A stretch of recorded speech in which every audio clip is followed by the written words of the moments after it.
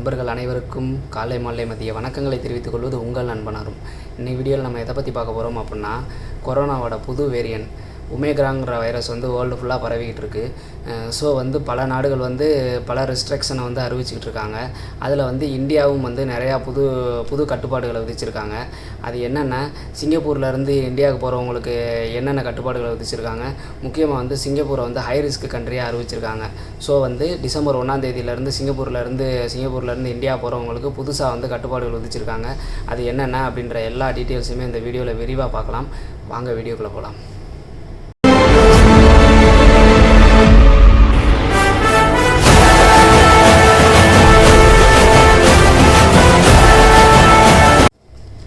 வருஷம் பிறக்குதோ இல்லையோ, ஆனால் கொரோனா மட்டும் புதுசாக உருமாறி பறந்துக்கிட்டே இருக்குது.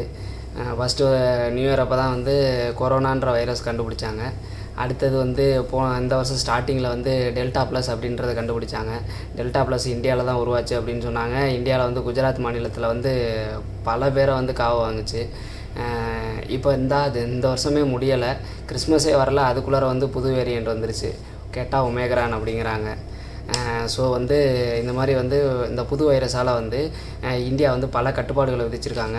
அதை ரெண்டாக பிரிச்சிருக்காங்க. எப்படி பிரிச்சிருக்காங்க அப்படின்னா red alert, high risk countries அப்படின்னு ஒன்று பிரிச்சிருக்காங்க. நார்மலாக ரிஸ்க் கம்மியாக இருக்கிற கண்ட்ரி அப்படின்ற மாதிரி ரெண்டு விதமாக பிரிச்சிருக்காங்க. அதில் ஹை ரிஸ்க் கண்ட்ரி எதுன்னு பார்த்தீங்கன்னா Europe countries including UK, United கிங்டமும் வந்துடுது. அடுத்தது South Africa, Brazil, Bangladesh, Botswana, China, Mauritius, New Zealand, Zimbabwe, Singapore, Hong Kong, Israel. சிங்கப்பூரும் வந்துருச்சு அதில். ஸோ இதெல்லாம் கொஞ்சம் ரிஸ்க் அதிகமாக இருக்க கண்ட்ரி அப்படின்ற மாதிரி சொல்லியிருக்காங்க. ஓகே, இந்த ரிஸ்க் அதிகமாக இருக்க கண்ட்ரியிலேருந்து வர்றவங்களுக்கு என்னென்ன ரூல்ஸ் அப்படின்னு பார்த்தீங்கன்னா, நம்ம கிளம்புறதுக்கு முன்னாடி அந்த பழைய மாதிரியே அந்த செல்ஃப் டிக்ளரேஷன் ஃபார்ம் அனுப்பணும், பிசிஆர் டெஸ்ட் எடுக்கணும், அதை சப்மிட் பண்ணணும். அதெல்லாம் பழைய மாதிரி தான். அதுக்கப்புறம் நம்ம இங்கேருந்து போய் இறங்கணுன்னே இந்த ஹை ரிஸ்க் இருக்க கண்ட்ரி எல்லாருக்குமே பிசிஆர் டெஸ்ட் எடுப்பாங்க. ஓகேங்களா, பிசிஆர் டெஸ்ட் எடுத்து அதில் நெகட்டிவ்னு வந்தால் தான் உங்களை வெளியவே விடுவாங்க. பிசிஆர் டெஸ்ட்டில் நெகட்டிவ்னு வந்துருச்சுன்னா உங்களுக்கு ஹோம் குவாரண்டைன் 7 days கொடுப்பாங்க.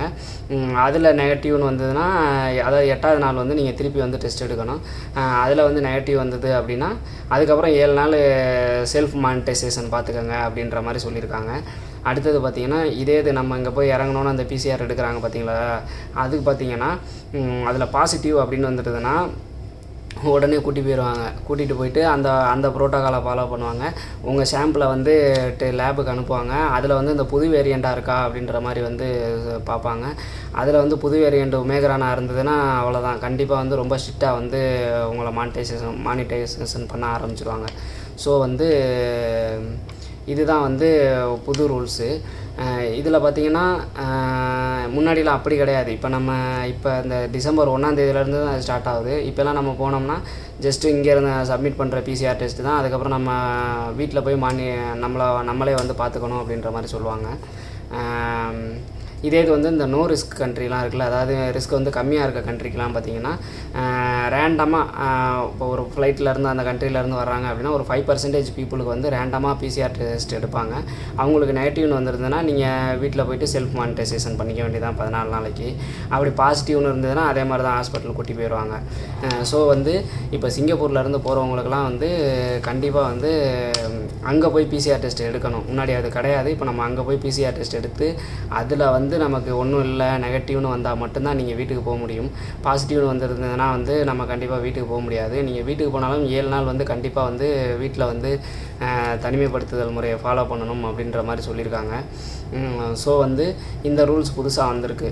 இப்போ லீவ்லலாம் போனீங்க அப்படின்னா உடனேலாம் வர முடியாது. ஏன்னா 7 நாள் நீ வீட்டுக்குள்ளே தான் இருக்க முடியும், வெளியே போக முடியாது. அது ஒரு பிரச்சனை இருக்குது. இன்னொரு பெரிய பிரச்சனை என்ன அப்படின்னா, இந்தியாவில் இப்போ நீங்கள் பிசிஆர் டெஸ்ட் எடுக்கணும் அப்படின்னா அது ரிசல்ட் வரவே பல மணி நேரம் ஆகும். ஸோ நீங்கள் அது வரைக்கும் நீங்கள் ஏர்போர்ட்டில் வெயிட் பண்ணுற மாதிரி இருக்கும்.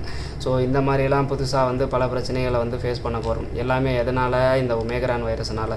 வேறு வழியும் இல்லை. இந்த 1ஆம் தேதிக்குள்ளே போனவங்கலாம், இந்தியா போகணும்னு சொல்லி போனவங்கலாம் பொழைச்சிக்கிட்டாங்க. இப்போ தான் VTL நான் வேக்சினேஷன் ட்ராவல் லேண்டுன்னு சொல்லி ஓப்பன் பண்ணாங்க. அதுக்குள்ளார வேக்சினேஷன் ட்ராவல் லேண்டுன்னு ஓப்பன் பண்ணாங்க. அதுக்குள்ளார வந்து இப்படி ஒரு பிரச்சனை வந்திருக்கு. ஆனால் எனக்கு எதனால் வந்து சிங்கப்பூரை வந்து இந்த ஹை ரிஸ்கில் வந்து வச்சாங்க, ஹை ரிஸ்க் லிஸ்ட்டில் கொண்டு வந்தாங்கன்றது எனக்கு ஒன்றுமே புரியலை. என்ன ரீசனாக இருக்கும் அப்படின்ற மாதிரி புரியலை. ஆனால் சிங்கப்பூர் கூட வந்து இந்தியா வந்து ஹை ரிஸ்க் கண்ட்ரியில் இன்னமும் சொல்லலை. ஆனால் வந்து இந்தியா வந்து சிங்கப்பூரை சொல்லியிருக்கு. இது என்ன ரீசன் அப்படின்னு தெரியலை. சொல்லிட்டாங்க, வேறு வழி இல்லை. இதை பற்றின இன்னும் தெளிவாக நீங்கள் தெரிஞ்சுக்கணும் அப்படின்னு நினச்சிங்கன்னா நான் கம்யூனிட்டி டேப்பில் இந்த ஃபோட்டோவே போடுறேன், ஓகேங்களா? அதாவது எந்தெந்த கண்ட்ரி வந்து ஹை ரிஸ்க் கண்ட்ரியில் இருக்குது அப்படின்றதையும் இந்த ப்ராசஸ் எப்படி அப்படின்றதையும் நான் கம்யூனிட்டி டேப்பில் வந்து இந்த ஃபோட்டோவை போடுறேன். நீங்கள் அதை பார்த்து இன்னும் தெளிவாக படித்து, இதில் ஏதாவது உங்களுக்கு புரியலைன்னா அதை பார்த்து தெளிவாக படித்து நீங்கள் புரிஞ்சுக்கோங்க, ஓகேங்களா? இது மாதிரி சிங்கப்பூர் வர்றதை பற்றி தகவலோ இல்லை போகிறத பற்றி தகவல்கள் எதாக இருந்தாலும் உடனுக்குடனே தெரிஞ்சுக்கணும் அப்படின்னு நினச்சிங்கன்னா சப்ஸ்கிரைப் பண்ணி வச்சுக்கோங்க. பெல் ஐக்கானை கிளிக் பண்ணி நோட்டிஃபிகேஷன் ஆல் கொடுத்து வச்சுக்கோங்க. அப்போ தான் வந்து எல்லாமே வந்து உடனுக்குடனே தகவல் வரும். இப்போ இந்த டீட்டெயில்ஸ்லாம் இன்னும் நம்ம எந்த நியூஸ் பேப்பரில் எதுலேயுமே வரல. இதை போடுற முதல் சேனல், யூடியூப் சேனலு, டிவி எதாக இருந்தாலும் முதல் இதுவே நம்ம தான் சொல்கிறோம். ஸோ வந்து இந்த தகவலை நம்ம நண்பர் தான் எனக்கு கொடுத்தாரு, அவருக்கு ஒரு பெரிய தேங்க்ஸு.